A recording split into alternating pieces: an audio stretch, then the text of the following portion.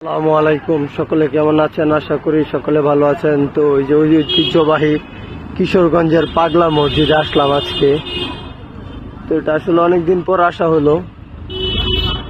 আসলে এই মসজিদটা বাংলাদেশের জন্য একটি ঐতিহাসিক মসজিদ। তো আপনারা সকলে জানেন এই মসজিদের দান বক্সে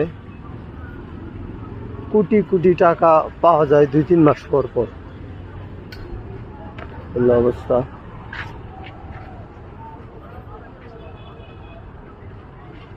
আর এই মসজিদের একটা বিশেষত্ব হলো, আমি যখন আসলাম তা বলা ঠিক না, তারপরে বললাম এই যে দান বাক্সতে যখন টাকা রাখতে গেলাম তো টাকা রাখতে পারি না, অনেক অবস্থা।